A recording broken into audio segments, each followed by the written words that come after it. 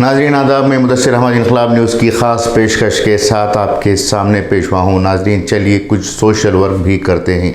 जी हाँ, हम social work के ताल्लुक़ से जब भी बात करते हैं तो आम लोगों के जहन में ये बात आती है कि किसी गरीब की शादी में कुछ पैसे दे देना या फिर किसी स्कूल में पढ़ते हुए बच्चे को नोटबुक या कॉपी पेंसिल देकर अपने आप को मुतमईन कर लेना, यही हम सोशल वर्क समझते हैं। या ज़्यादा से ज़्यादा अगर सोशल वर्क की बात की जाए तो कभी रमज़ान के मौके पर रमज़ान किट दे देना या फिर ईद किट दे देना, यही हमारे लिए सबसे बड़ा सोशल वर्क है। लेकिन हकीकत में देखा जाए तो आज सोशल वर्क के लिए बहुत ही बड़ा वसी ये मौका है, बहुत बड़ा इलाका है जिसमें आम लोगों को भी बढ़ चढ़कर हिस्सा लेना चाहिए। ख़ास तौर से एजुकेशन सेक्टर में मुसलमानों को सोशल वर्क के लिए आगे आने की ज़रूरत है, क्योंकि जहां हुकूमत की तरफ से मुख्तलिफ़ तरह की सहूलियात हैं, मुख्तलिफ़ स्कॉलरशिप्स हैं, लोन्स वगैरह हैं, इसके बावजूद भी जो हैं कई ऐसे तलबा हैं जो अपनी मामूली फ़ीस अदा करने से भी ख़ासिर हैं। इसके लिए मुसलमानों को आगे आने की ज़रूरत है। जी हाँ, सोशल वर्क के लिए यही सबसे अहम सोशल वर्क है। आप 100 शादियाँ कर लीजिए या फिर 100 बच्चों की खतना करवा लें या फिर 100 बच्चों को नोटबुक या पेन दिलवा दें, इससे कौम का मसला हल नहीं होगा, बल्कि असल में जो कौम का मसला हल करने की जो जगह है वो है एजुकेशन फील्ड, जहाँ पर अगर आप एक बच्चे को तालीम याफ्ता करते हुए उसे ख़ुद कफ़ील बनाते हैं, सेल्फ़ एम्प्लॉयड करते हैं या फिर उसके एम्प्लॉयमेंट के लिए आप रास्ता बनाते हैं, तो वो न सिर्फ उसकी फैमिली के लिए या ख़ुद के लिए एक असर बन जाएगा, बल्कि पूरी कौम व मिल्लत के लिए एक असर बनने के लिए वो तैयार हो जाएगा। आज हमारे दरमियान बहुत सारे ऐसे तलबा हैं, स्टूडेंट्स हैं जो मामूली फ़ीस अदा करने के लिए भी परेशान हाल घूम रहे हैं।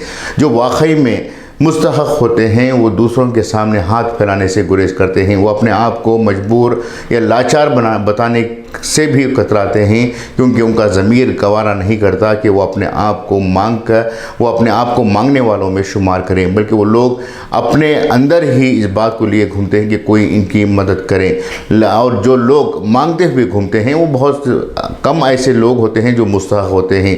कुछ लोगों को मांगते रहने की ही आदत पड़ जाती है। ऐसे लोगों की मदद करने के बजाय उन नौजवानों, उन तलबा की आप ताउन करने के लिए आगे आएँ जो हकीकत में मुस्तहक़ होते हैं।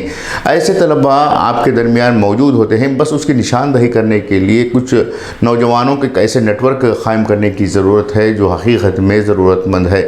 अगर आप लोग अब ऐसे नौजवानों को तालीम के शोबे में आगे लाते हैं तो बहुत बड़ा काम हो सकता है। सोशल वर्क के नाम पर वैसे तो बहुत सारी तंजीमें हमारे माशरे में मौजूद हैं, लेकिन इनके जो अगराज़ व मक़ासिद हैं, जो एम एंड ऑब्जेक्टिव्स हैं, वो बहुत ही लिमिटेड हैं या फिर अनलिमिटेड भी होते हैं। लेकिन अनलिमिटेड ऑब्जेक्टिव्स रखते हुए भी, मक़ासिद रखते हुए भी वो सिर्फ चंद मामलात पर ही काम करना चाहते हैं। ज़रूरत इस बात की है कि हम भले ही हमारी जो ऑर्गेनाइजेशन हो या फिर हमारी जो ट्रस्ट हो या फिर टीम हो वो रजिस्टर्ड हो या ना हो, लेकिन चंद अफराद का ग्रुप ऐसे नौजवानों को, ऐसे तलबा की आइडेंटिफिकेशन करते हुए उन्हें तालीम के शोबे में ताउन हासिल करने के लिए हाथ बढ़ा सकते हैं। इसी तरह से चंद तंजीमें ऐसे भी हैं जिनके पास माली वसाइल की कोई कमी नहीं है, उनके पास फाइनेंशियल असेट जो है बहुत ही मजबूत होता है, लेकिन किस तरह से और कहाँ डिस्ट्रीब्यूट करना है इनके सामने एक बहुत बड़ा सवाल होता है। और इनके पास डाटाबेस ना होने की वजह से वो लोग मदद करने से पीछे हट जाते हैं या फिर बर वक्त मदद नहीं मिलती। और कुछ ट्रस्ट या सोसाइटीज़ या कमेटियाँ ऐसी भी हैं जिनके पास सोर्सेस भी हैं, फंड्स भी हैं और उनके पास मैन पावर भी होता है। लेकिन मसला ये होता है कि जिस वक्त अगर कोई एप्लीकेशन देता है इनके पास मदद के लिए, तो वो लोग फौरी तौर पर इस पर एक्शन लेने के बजाय मीटिंग्स किए जाते हैं। मीटिंग्स पर उसके बाद फाइनल मीटिंग, सेमीफाइनल मीटिंग, इस तरह की जो मीटिंग्स का सिलसिला होता है वो तमाम मीटिंग्स होकर जो एप्लीकेशन एक्सेप्ट होकर जो फंड्स रिलीज़ होते हैं उससे पहले उस तालिबुल इल्म की ज़रूरत पूरी हो जाती है या फिर वो तालिबुल इल्म अपनी ज़रूरत को छोड़कर दूसरा रास्ता इख्तियार कर लेता है।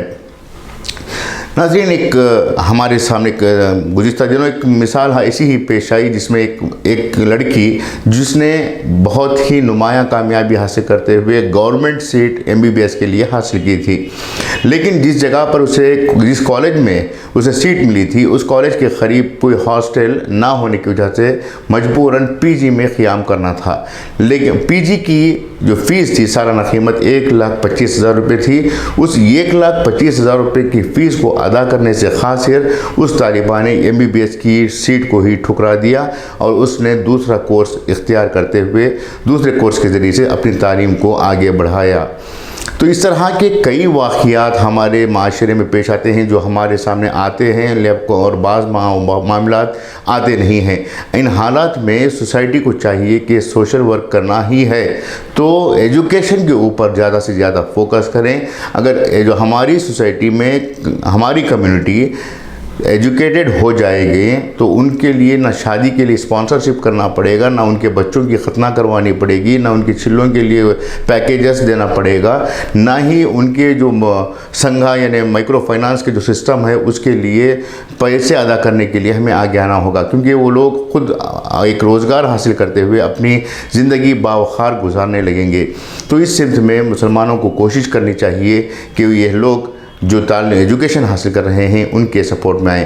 गौरतलब बात यह भी है कि हमारे दरमियान कुछ वक्फ इदारे हैं जिनके पास बहुत पैसा मौजूद है, लेकिन ये लोग पैसा देने से कतराते हैं। कोई मस्जिद के मौजूदा बैतुल खुला को तोड़कर बैतुल खुला बना रहा है, कोई मदरसे की दीवार तोड़कर मदरसा बना रहा है, कोई पुरानी कमेटी के बनाए हुए वज़ू खानों को तोड़कर नए से बना रहा है, कोई हाउस में 2 नल लगा रहा है, तो कोई बैतुल खुला में मौजूद पुराने लोटों को बदलाकर नए लोटे रखना, यही एक सिस्टम बन चुका है। और जब कोई मजबूर तालिबुल इल्म इनके पास मदद के लिए जाता है तो इनके पास यही हीला होता है कि हमारी मस्जिद का तामीरी काम जारी है, इस वजह से हम फ़ंड्स नहीं दे सकते, हमारे इदारे में फ़ंड्स नहीं हैं, फ़लाँ जगह पर हमने मरम्मत करवाई, फ़लाँ जगह पर हमने नई इमारत खड़ाई। इसी तरह के हीले बनाकर जो मुस्तहक़ लोग होते हैं उन्हें उनके इदारों से मदद नहीं पहुँचाई जाती। आखिर इस तरह का सिस्टम कब तक जारी रहेगा? जो वक्फ बोर्ड है या फिर वक्फ इमलाक है, जो वक्फ की आमदनी है, वो सही तरीके से अगर कौम व मिल्लत के बच्चों तक पहुँचे, ज़रूरतमंदों तक पहुँचे तो हालात बहुत बड़े पैमाने पर बदल सकते हैं। यही तब्दीली इस वक्त समाज को चाहिए। ये थी आज की ख़ास पेशकश। उम्मीद कि आपको पसंद आएगी और इस पर तवज्जो देने की कोशिश की जाएगी। इजाज़त दीजिए, फिर नई पेशकश के साथ आपके सामने रूबरू होऊंगा। शुक्रिया।